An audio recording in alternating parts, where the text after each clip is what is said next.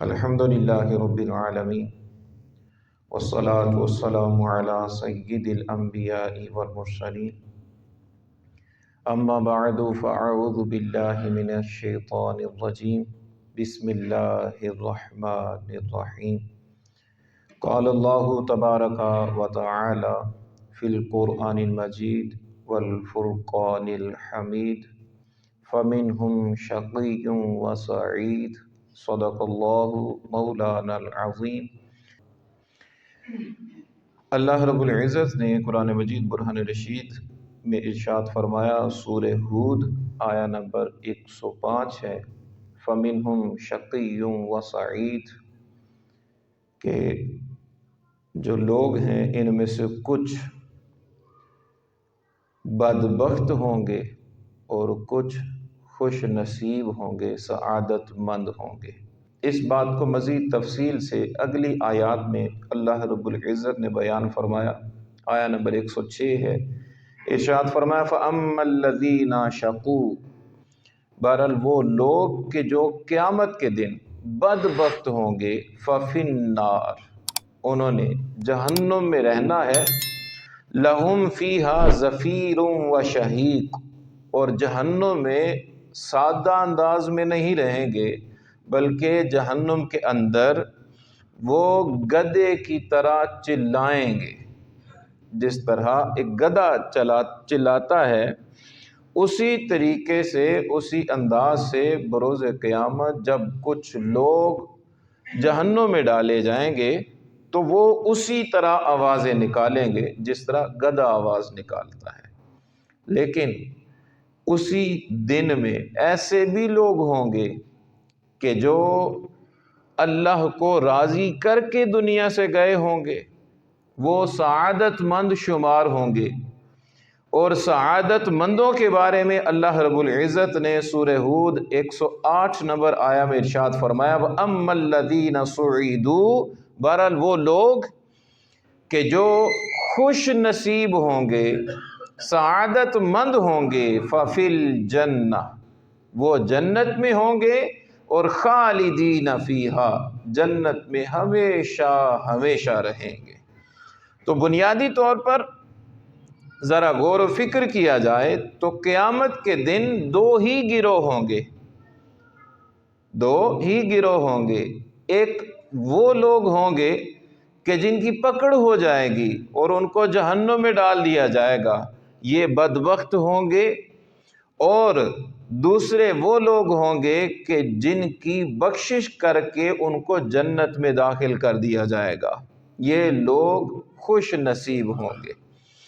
دنیا میں اگر ہم یہ دیکھنا چاہیں کہ بد نصیب کون ہے، بدبخت کون ہے اور خوش نصیب کون ہے، اچھے نصیب والا کون ہے، یہ اگر تھوڑا سا دیکھنے کی کوشش کریں تو ہماری رہنمائی حدیث پاک میں موجود ہے۔ حضرت عبداللہ بن مسعود رضی اللہ تعالیٰ عنہ راوی ہیں، ارشاد فرماتے ہیں کہ ہم سرکار دو عالم صلی اللہ علیہ وسلم کے پاس بیٹھے ہوئے ہیں، ایک شخص حاضر بارگاہ ہوا، محبوب علیہ السلام سے سلام دعا ہوئی، حضور نے پوچھا کہ آپ کہاں سے آئے ہیں؟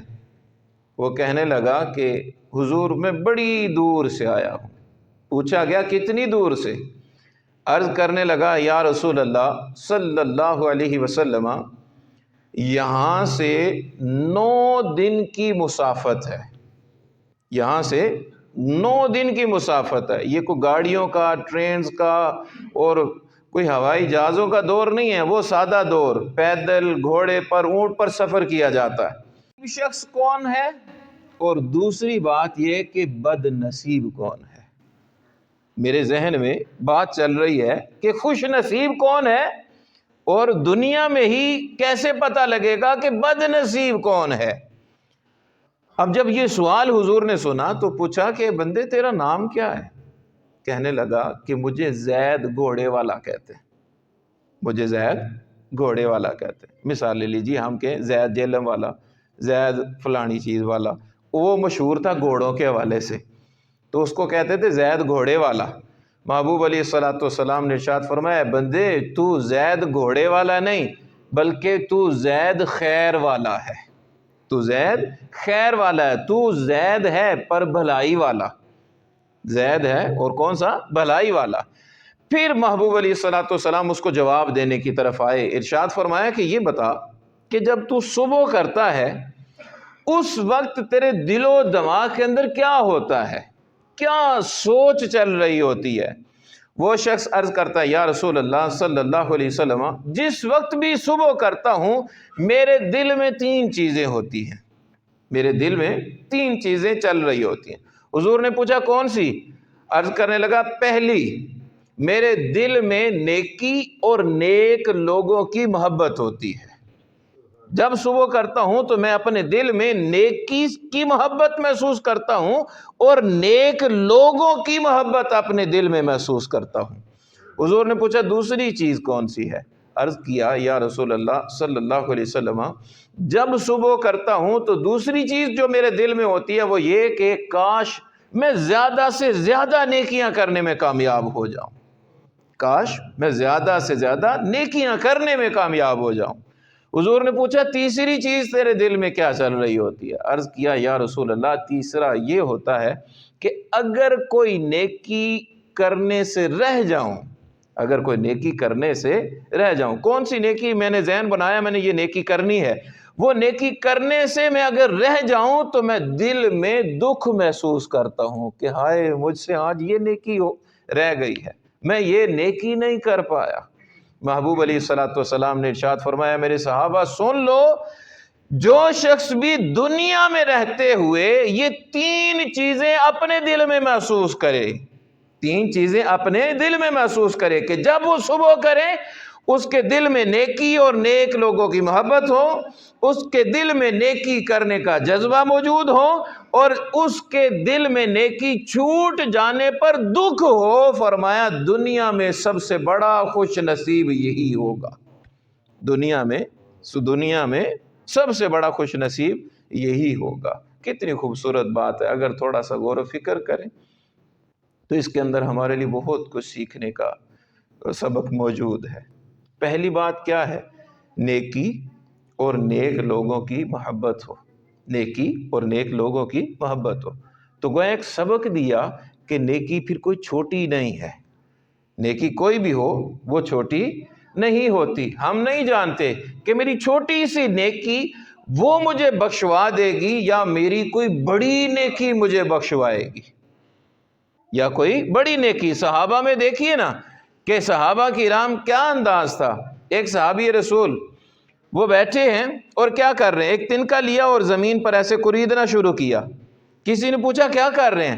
کہنے لگے میں نے ایک بار حضور کو دیکھا تھا، حضور سوچ رہے تھے اور زمین پر ایسے تنکے سے وہ کرید رہے تھے، میرے ذہن میں آیا کہ چلو میں اس سنت کو ادا کر لوں۔ یہ ایک چھوٹی سی نیکی ہے۔ اور دوسری طرف جائیے کہ حضور علیہ الصلوۃ والسلام جہاد کے لیے اعلان فرماتے ہیں اور فرماتے ہیں کہ اپنا مال و دولت اللہ کی راہ میں پیش کرو، جہاد کے لیے اللہ کے راستے میں تم سامان پیش کرو، مال پیش کرو۔ تو اب سارے مال پیش کر رہے ہیں، وہاں پر کیا ہوتا ہے، ایک بڑی نیکی ہوتی ہے۔ اور کون سی بڑی نیکی؟ صدیق اکبر آ جاتے ہیں، عرض کرتے ہیں یا رسول اللہ یہ مال پیش کرتا ہوں۔ حضور نے فرمایا کتنا لائے ہو؟ عرض کرنے لگے حضور اپنا سارا مال و دولت آپ کی بارگاہ میں پیش کرتا ہوں، سارا مال و دولت آپ کی بارگاہ میں پیش کرتا ہوں۔ حضور نے فرمایا گھر کے لیے کیا چھوڑا ہے؟ کہنے لگے اللہ اور اس کا رسول ہی کافی ہے، اللہ اور اس کا رسول ہی کافی۔ ایک سبق دیا، چھوٹی سے چھوٹی نیکی ہو اس سے بھی محبت ہونی چاہیے، اور بڑی سے بڑی نیکی ہو اس سے بھی محبت ہونی چاہیے۔ اور پھر دوسری بات، جو نیکی ہے اس سے محبت اس انداز میں ہونی چاہیے کہ اس محبت کے اندر کسی پر تنقید کرتے نظر نہ آئے۔